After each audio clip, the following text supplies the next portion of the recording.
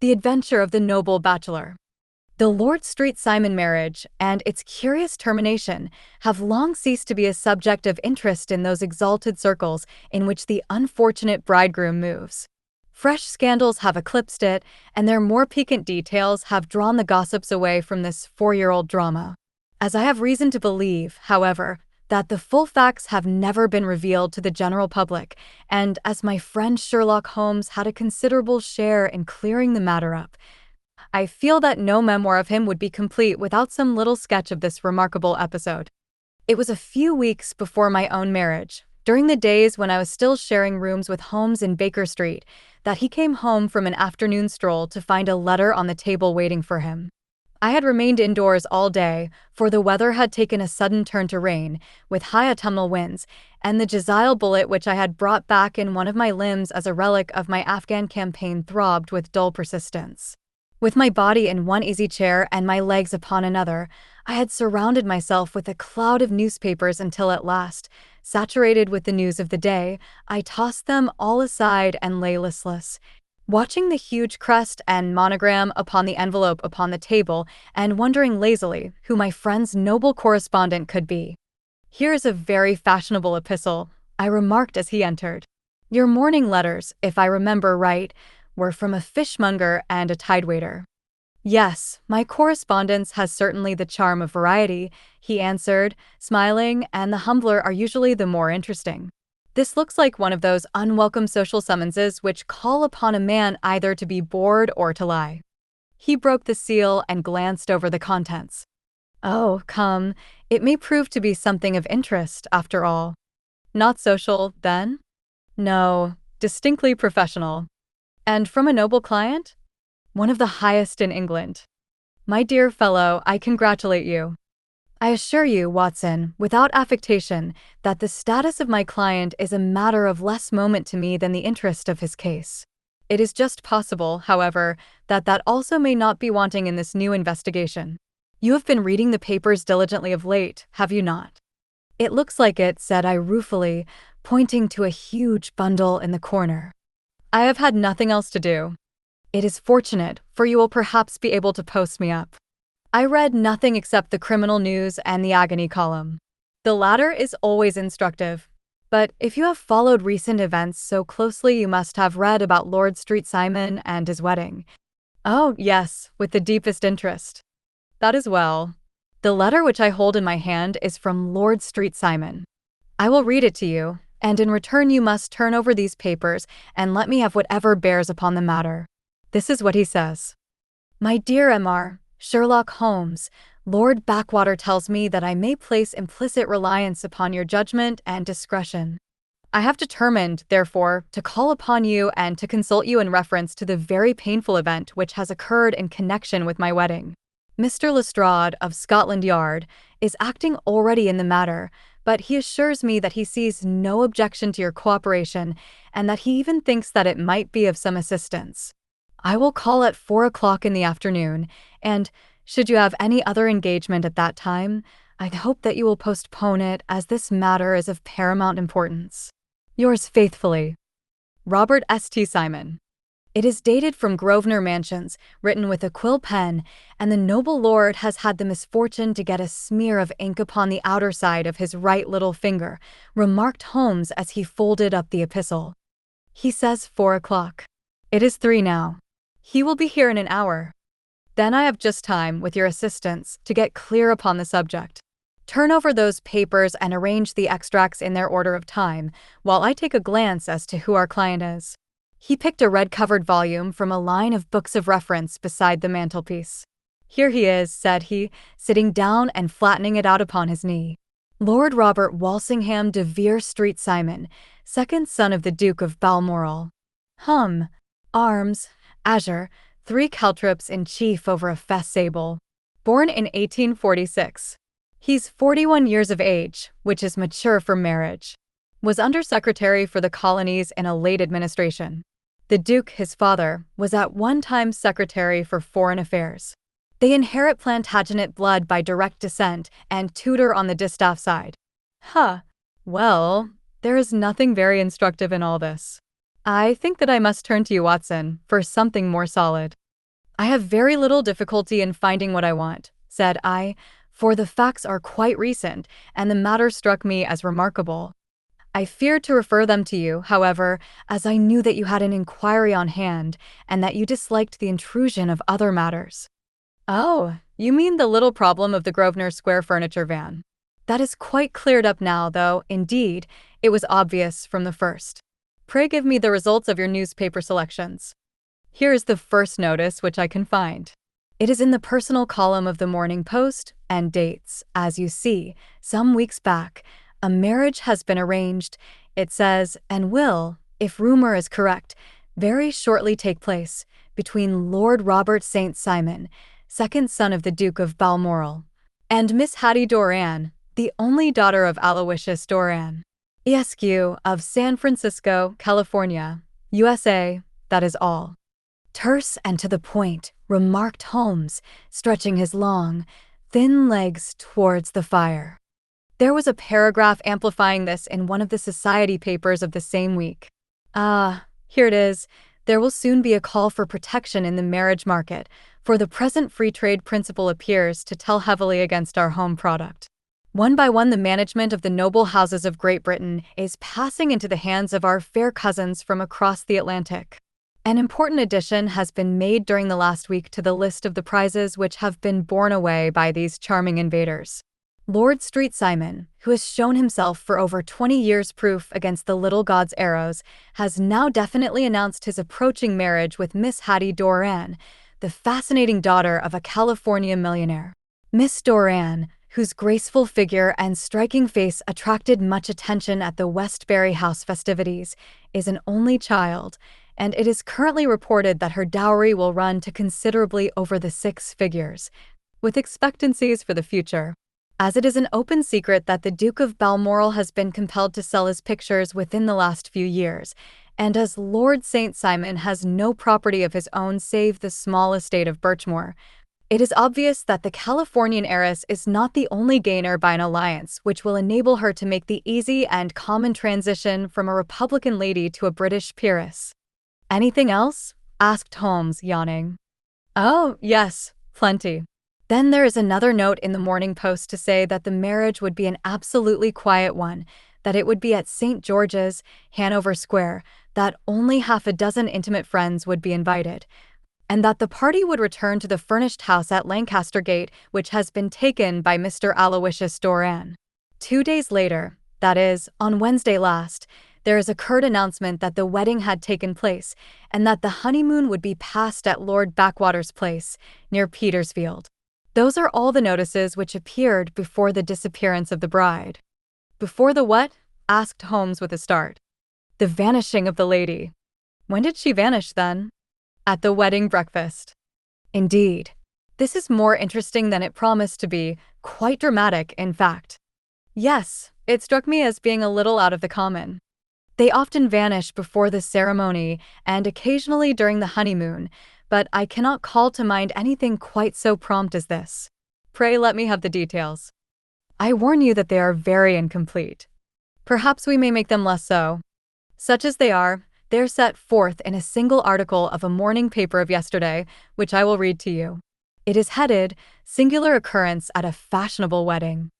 The family of Lord Robert St. Simon has been thrown into the greatest consternation by the strange and painful episodes which have taken place in connection with his wedding. The ceremony, as shortly announced in the papers of yesterday, occurred on the previous morning, but it is only now that it has been possible to confirm the strange rumors which have been so persistently floating about. In spite of the attempts of the friends to hush the matter up, so much public attention has now been drawn to it that no good purpose can be served by affecting to disregard what is a common subject for conversation. The ceremony, which was performed at St. George's, Hanover Square, was a very quiet one, no one being present save the father of the bride, Mr. Aloysius Doran, the Duchess of Balmoral, Lord Backwater, Lord Eustace and Lady Clara St. Simon, the younger brother and sister of the bridegroom, and Lady Alicia Whittington. The whole party proceeded afterwards to the house of Mr. Aloysius Doran, at Lancaster Gate, where breakfast had been prepared.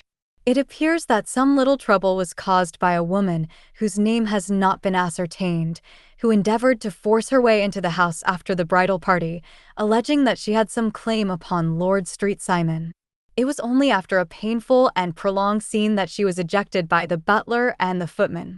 The bride, who had fortunately entered the house before this unpleasant interruption, had sat down to breakfast with the rest, when she complained of a sudden indisposition and retired to her room. Her prolonged absence having caused some comment, her father followed her, but learned from her maid that she had only come up to her chamber for an instant, caught up an ulster and bonnet, and hurried down to the passage. One of the footmen declared that he had seen a lady leave the house thus apparelled, but had refused to credit that it was his mistress, believing her to be with the company. On ascertaining that his daughter had disappeared, Mr. Aloysius Doran, in conjunction with the bridegroom, instantly put themselves in communication with the police, and very energetic inquiries are being made, which will probably result in a speedy clearing up of this very singular business. Up to a late hour last night, however, nothing had transpired as to the whereabouts of the missing lady. There are rumors of foul play in the matter, and it is said that the police have caused the arrest of the woman who had caused the original disturbance, in the belief that, from jealousy or some other motive, she may have been concerned in the strange disappearance of the bride. And is that all? Only one little item in another of the morning papers, but it is a suggestive one. And it is that Miss Flora Miller, the lady who had caused the disturbance, has actually been arrested. It appears that she was formerly a danseuse at the Allegro, and that she has known the bridegroom for some years. There are no further particulars, and the whole case is in your hands now, so far as it has been set forth in the public press. And an exceedingly interesting case it appears to be. I would not have missed it for worlds. But there's a ring at the bell, Watson, and as the clock makes it a few minutes after 4, I have no doubt that this will prove to be our noble client. Do not dream of going, Watson, for I very much prefer having a witness, if only as a check to my own memory. Lord Robert St. Simon, announced our page boy, throwing open the door. A gentleman entered, with a pleasant, cultured face, high-nosed and pale, with something perhaps of petulance about the mouth, and with the steady, well-opened eye of a man whose pleasant lot it had ever been to command and to be obeyed. His manner was brisk, and yet his general appearance gave an undue impression of age, for he had a slight forward stoop and a little bend of the knees as he walked. His hair, too, as he swept off his very curly-brimmed hat, was grizzled round the edges and thin upon the top. As to his dress, it was careful to the verge of foppishness, with high collar, black frock coat, white waistcoat, yellow gloves, patent leather shoes, and light-colored gaiters. He advanced slowly into the room, turning his head from left to right, and swinging in his right hand the cord which held his golden eyeglasses. "Good day, Lord St. Simon," said Holmes, rising and bowing. "Pray take the basket chair. This is my friend and colleague, Dr. Watson. Draw up a little to the fire, and we will talk this matter over. A most painful matter to me, as you can most readily imagine, Mr. Holmes. I have been cut to the quick. I understand that you have already managed several delicate cases of this sort, sir, though I presume that they were hardly from the same class of society." "No, I am descending. I beg pardon. My last client of the sort was a king." "Oh, really? I had no idea. And which king?" "The King of Scandinavia." "What? Had he lost his wife?" "You can understand," said Holmes suavely, "that I extend to the affairs of my other clients the same secrecy which I promised to you in yours." "Of course. Very right. Very right. I'm sure I beg pardon. As to my own case, I am ready to give you any information which may assist you in forming an opinion."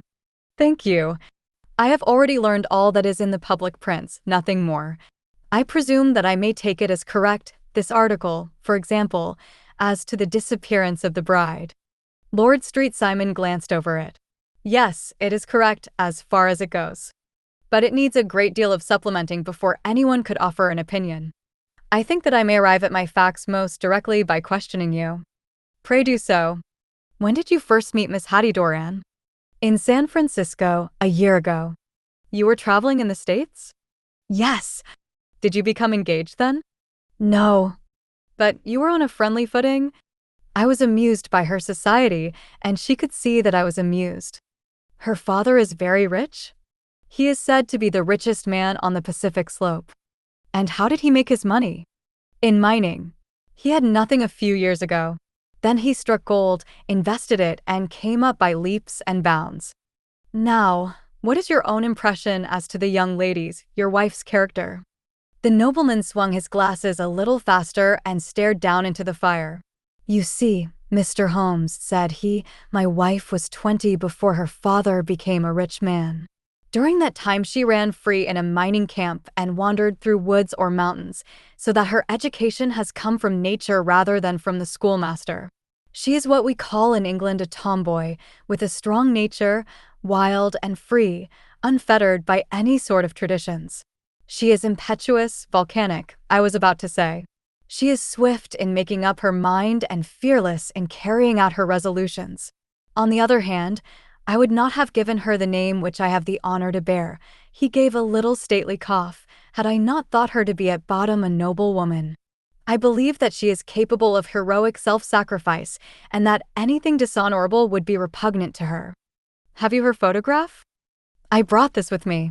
He opened a locket and showed us the full face of a very lovely woman. It was not a photograph but an ivory miniature, and the artist had brought out the full effect of the lustrous black hair, the large dark eyes, and the exquisite mouth. Holmes gazed long and earnestly at it. Then he closed the locket and handed it back to Lord Street Simon.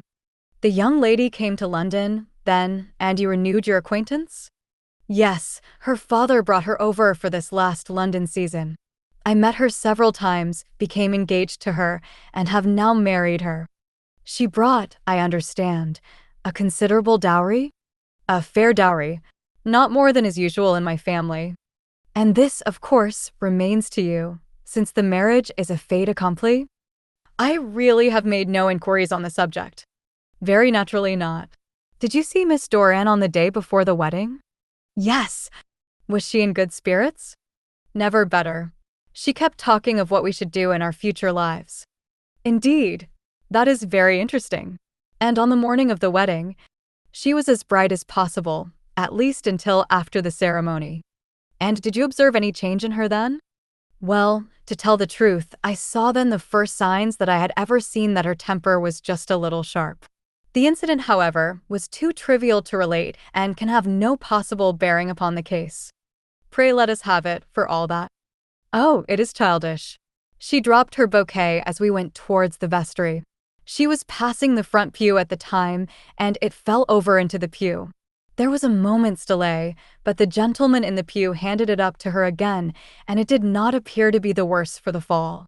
Yet when I spoke to her of the matter, she answered me abruptly, and in the carriage, on our way home, she seemed absurdly agitated over this trifling cause. Indeed, you say that there was a gentleman in the pew. Some of the general public were present, then?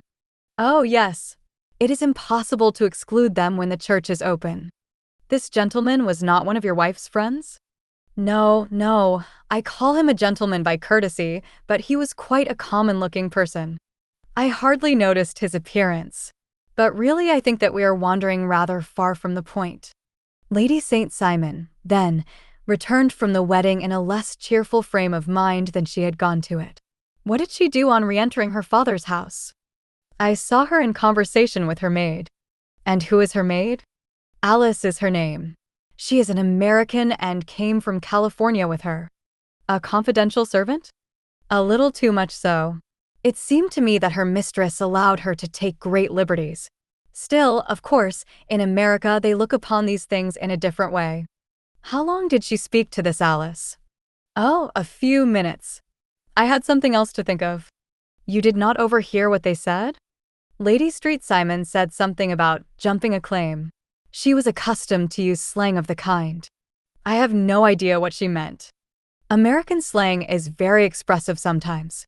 And what did your wife do when she finished speaking to her maid? She walked into the breakfast room. On your arm? No, alone.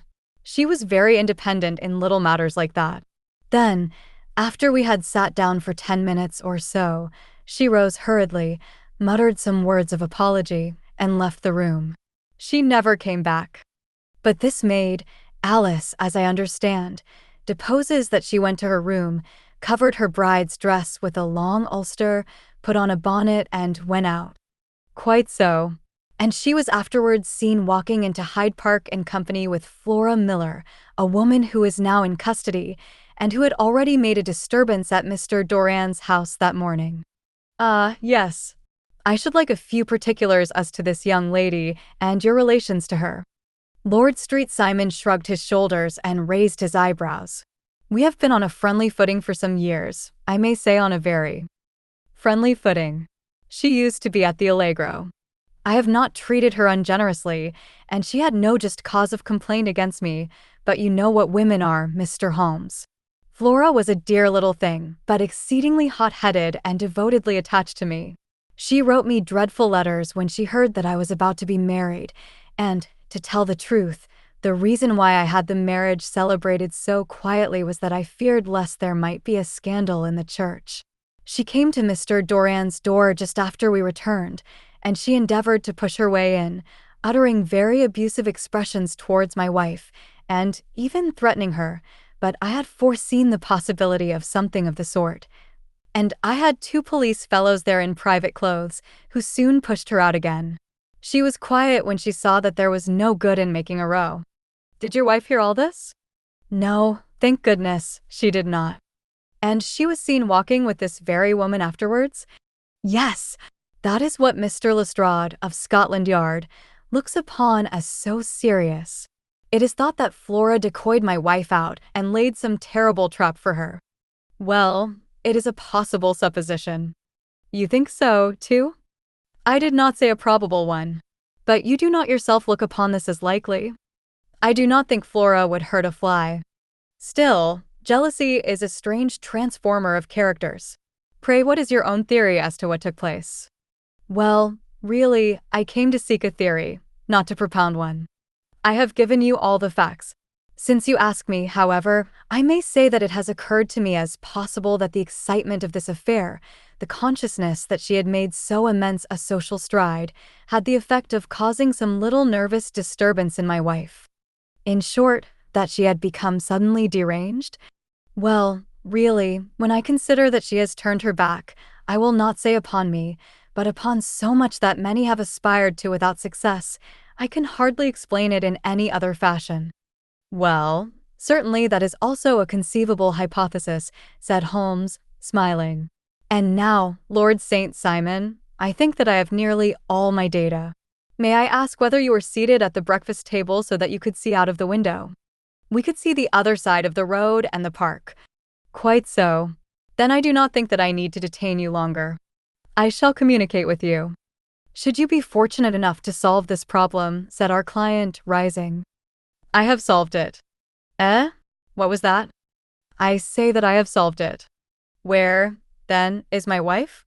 That is a detail which I shall speedily supply. Lord Street Simon shook his head.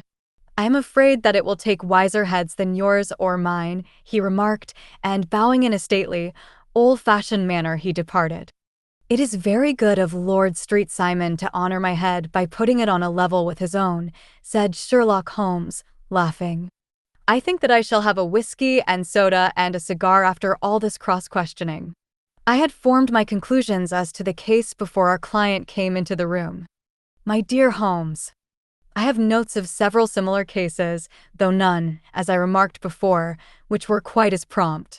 My whole examination served to turn my conjecture into a certainty. Circumstantial evidence is occasionally very convincing, as when you find a trout in the milk, to quote Thoreau's example. But I have heard all that you have heard, without, however, the knowledge of pre-existing cases which serves me so well.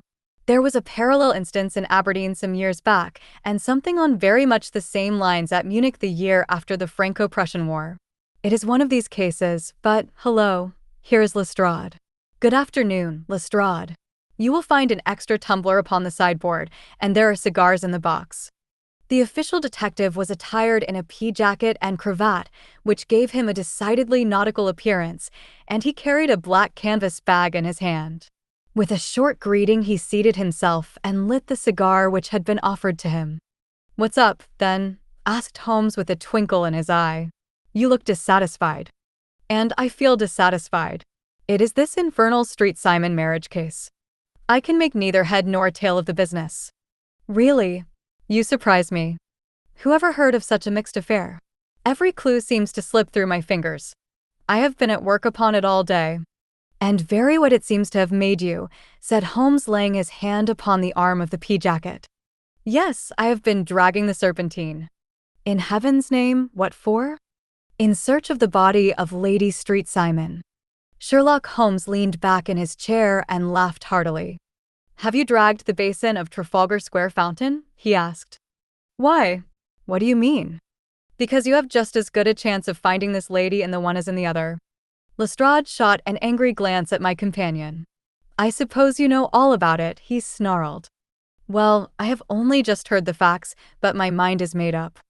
"Oh, indeed. Then you think that the serpentine plays no part in the matter?" "I think it very unlikely." "Then perhaps you will kindly explain how it is that we found this in it?" He opened his bag as he spoke and tumbled onto the floor a wedding dress of watered silk, a pair of white satin shoes, and a bride's wreath and veil, all discolored and soaked in water. "There," said he, putting a new wedding ring upon the top of the pile. "There's a little nut for you to crack, Master Holmes." "Oh, indeed," said my friend, blowing blue rings into the air. "You dragged them from the serpentine?" "No. They were found floating near the margin by a park keeper. They have been identified as her clothes, and it seemed to me that if the clothes were there, the body would not be far off. By the same brilliant reasoning, every man's body is to be found in the neighborhood of his wardrobe. And pray, what did you hope to arrive at through this?" "At some evidence implicating Flora Miller in the disappearance." "I am afraid that you will find it difficult." "Are you, indeed? Now," cried Lestrade with some bitterness, "I am afraid, Holmes, that you are not very practical with your deductions and your inferences. You have made 2 blunders in as many minutes. This dress does implicate Miss Flora Miller." "And how?" "In the dress is a pocket. In the pocket is a card case. In the card case is a note. And here is the very note." He slapped it down upon the table in front of him. "Listen to this. You will see me when all is ready. Come at once. F.H.M. Now my theory all along has been that Lady Street Simon was decoyed away by Flora Miller, and that she, with confederates, no doubt, was responsible for her disappearance. Here, signed with her initials, is the very note which was no doubt quietly slipped into her hand at the door and which lured her within their reach." "Very good, Lestrade," said Holmes, laughing. "You really are very fine indeed. Let me see it." He took up the paper in a listless way, but his attention instantly became riveted, and he gave a little cry of satisfaction. "This is indeed important," said he. "Huh! You find it so?" "Extremely so." "I congratulate you warmly." Lestrade rose in his triumph and bent his head to look. "Why," he shrieked, "you're looking at the wrong side." "On the contrary, this is the right side." "The right side? You're mad. Here is the note written in pencil over here. And over here is what appears to be the fragment of a hotel bill, which interests me deeply. There's nothing in it." "I looked at it before," said Lestrade. "October 4th, rooms 8s, breakfast 2s, 6D, cocktail 1s, lunch 2s, 6D, glass sherry, 8D. I see nothing in that." "Very likely not." "It is most important, all the same.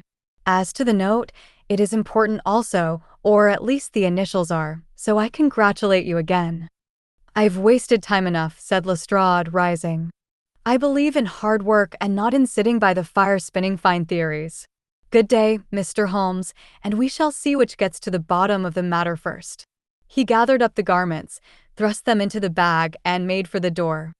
"Just one hint to you, Lestrade," drawled Holmes before his rival vanished.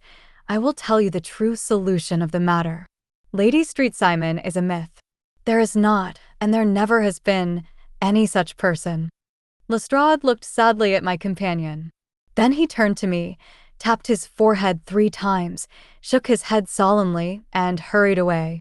He had hardly shut the door behind him when Holmes rose to put on his overcoat. "There is something in what the fellow says about outdoor work," he remarked, "so I think, Watson, that I must leave you to your papers for a little." It was after 5 o'clock when Sherlock Holmes left me, but I had no time to be lonely, for within an hour there arrived a confectioner's man with a very large flat box. This he unpacked with the help of a youth whom he had brought with him, and presently, to my very great astonishment, a quite Epicurean little cold supper began to be laid out upon our humble lodging-house mahogany. There were a couple of brace of cold woodcock, a pheasant, a pâté de foie gras pie with a group of ancient and cobwebby bottles.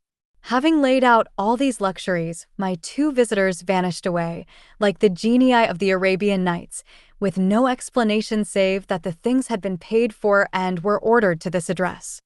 Just before 9 o'clock Sherlock Holmes stepped briskly into the room.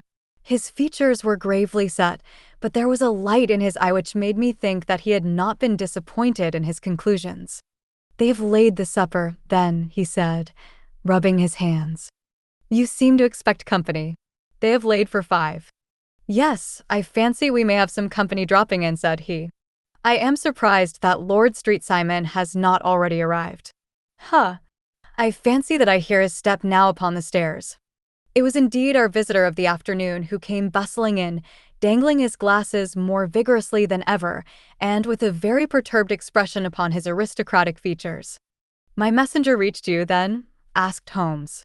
"Yes, and I confess that the contents startled me beyond measure." "Have you good authority for what you say?" "The best possible." Lord Street Simon sank into a chair and passed his hand over his forehead. "What will the Duke say," he murmured, "when he hears that one of the family has been subjected to such humiliation? It is the purest accident. I cannot allow that there is any humiliation." "Ah, you look on these things from another standpoint." "I fail to see that anyone is to blame. I can hardly see how the lady could have acted otherwise, though her abrupt method of doing it was undoubtedly to be regretted. Having no mother, she had no one to advise her at such a crisis." "It was a slight, sir, a public slight," said Lord St. Simon, tapping his fingers upon the table. "You must make allowance for this poor girl, placed in so unprecedented a position." "I will make no allowance. I am very angry indeed, and I have been shamefully used." "I think that I heard a ring," said Holmes. "Yes, there are steps on the landing. If I cannot persuade you to take a lenient view of the matter, Lord St. Simon, I have brought an advocate here who may be more successful." He opened the door and ushered in a lady and gentleman. "Lord Street Simon," said he, "allow me to introduce you to Mr. and Mrs. Francis Hay Moulton. The lady, I think, you have already met." At the sight of these newcomers our client had sprung from his seat and stood very erect, with his eyes cast down and his hand thrust into the breast of his frock coat, a picture of offended dignity. The lady had taken a quick step forward and had held out her hand to him, but he still refused to raise his eyes. It was as well for his resolution, perhaps, for her pleading face was one which it was hard to resist. "You're angry, Robert," said she. "Well, I guess you have every cause to be." "Pray make no apology to me," said Lord Street Simon bitterly. "Oh, yes, I know that I have treated you real bad and that I should have spoken to you before I went, but I was kind of rattled, and from the time when I saw Frank here again I just didn't know what I was doing or saying. I only wonder I didn't fall down and do a faint right there before the altar. Perhaps, Mrs. Moulton, you would like my friend and me to leave the room while you explain this matter?" "If I may give an opinion," remarked the strange gentleman, "we've had just a little too much secrecy over this business already. For my part, I should like all Europe and America to hear the rights of it." He was a small, wiry, sunburnt man, clean-shaven, with a sharp face and alert manner. "Then I'll tell our story right away," said the lady. "Frank here and I met in '84 in McQuire's camp, near the Rockies, where Pa was working a claim. We were engaged to each other, Frank and I, but then one day Father struck a rich pocket and made a pile, while poor Frank here had a claim that petered out and came to nothing. The richer Pa grew, the poorer was Frank, so at last Pa wouldn't hear of our engagement lasting any longer, and he took me away to Frisco. Frank wouldn't throw up his hand, though, so he followed me there, and he saw me without Pa knowing anything about it. It would only have made him mad to know, so we just fixed it all up for ourselves. Frank said that he would go and make his pile, too, and never come back to claim me until he had as much as Pa. So then I promised to wait for him to the end of time and pledged myself not to marry anyone else while he lived. "Why shouldn't we be married right away, then," said he, "and then I will feel sure of you, and I won't claim to be your husband until I come back." Well, we talked it over, and he had fixed it all up so nicely, with a clergyman already in waiting, that we just did it right there. And then Frank went off to seek his fortune, and I went back to Pa. The next I heard of Frank was that he was in Montana, and then he went prospecting in Arizona, and then I heard of him from New Mexico. After that came a long newspaper story about how a miners' camp had been attacked by Apache Indians, and there was my Frank's name among the killed. I fainted dead away, and I was very sick for months after. Pa thought I had a decline and took me to half the doctors in Frisco. Not a word of news came for a year and more, so that I never doubted that Frank was really dead.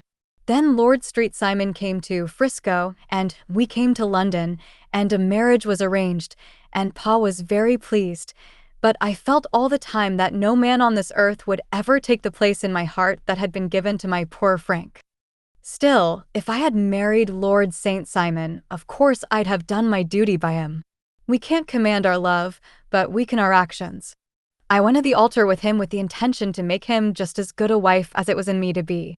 But you may imagine what I felt when, just as I came to the altar rails, I glanced back and saw Frank standing and looking at me out of the first pew. I thought it was his ghost at first, but when I looked again there he was still, with a kind of question in his eyes, as if to ask me whether I were glad or sorry to see him. I wonder I didn't drop. I know that everything was turning round, and the words of the clergyman were just like the buzz of a bee in my ear. I didn't know what to do. Should I stop the service and make a scene in the church? I glanced at him again, and he seemed to know what I was thinking, for he raised his finger to his lips to tell me to be still. Then I saw him scribble on a piece of paper, and I knew that he was writing me a note. As I passed his pew on the way out, I dropped my bouquet over to him, and he slipped the note into my hand when he returned me the flowers. It was only a line asking me to join him when he made the sign to me to do so. Of course, I never doubted for a moment that my first duty was now to him, and I determined to do just whatever he might direct. When I got back, I told my maid, who had known him in California and had always been his friend. I ordered her to say nothing, but to get a few things packed and my ulster ready. I know I ought to have spoken to Lord St. Simon, but it was dreadful hard before his mother and all those great people. I just made up my mind to run away and explain afterwards. I hadn't been at the table 10 minutes before I saw Frank out of the window at the other side of the road. He beckoned to me and then began walking into the park. I slipped out, put on my things, and followed him. Some woman came talking something or other about Lord Street Simon to me, seemed to me from the little I heard as if he had a little secret of his own before marriage also, but I managed to get away from her and soon overtook Frank. We got into a cab together, and away we drove to some lodgings he had taken in Gordon Square, and that was my true wedding after all those years of waiting.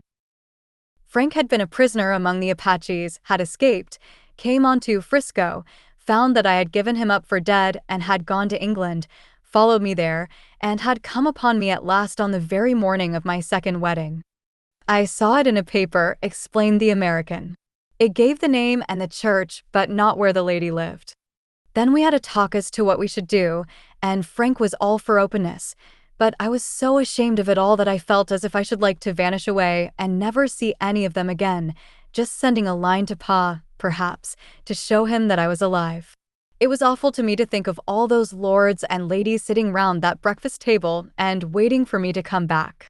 So Frank took my wedding clothes and things and made a bundle of them so that I should not be traced, and dropped them away somewhere where no one could find them. It is likely that we should have gone on to Paris tomorrow, only that this good gentleman, Mr. Holmes, came round to us this evening, though how he found us is more than I can think, and he showed us very clearly and kindly that I was wrong and that Frank was right, and that we should be putting ourselves in the wrong if we were so secret. Then he offered to give us a chance of talking to Lord St. Simon alone, and so we came right away round to his rooms at once. Now, Robert, you have heard it all, and I am very sorry if I have given you pain, and I hope that you do not think very meanly of me. Lord St. Simon had by no means relaxed his rigid attitude, but had listened with a frowning brow and a compressed lip to this long narrative. "Excuse me," he said, "but it is not my custom to discuss my most intimate personal affairs in this public manner." "Then you won't forgive me? You won't shake hands before I go?"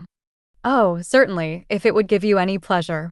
He put out his hand and coldly grasped that which she extended to him.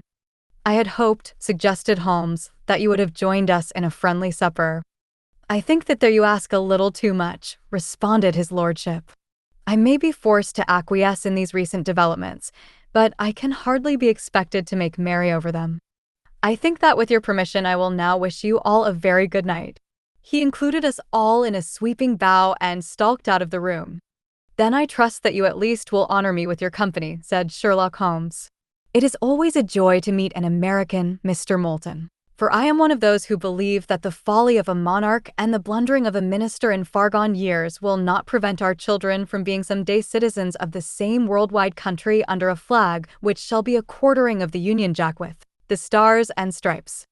"The case has been an interesting one," remarked Holmes when our visitors had left us, "because it serves to show very clearly how simple the explanation may be of an affair which at first sight seems to be almost inexplicable. Nothing could be more natural than the sequence of events as narrated by this lady, and nothing stranger than the result when viewed, for instance, by Mr. Lestrade of Scotland Yard."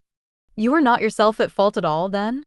"From the first, two facts were very obvious to me.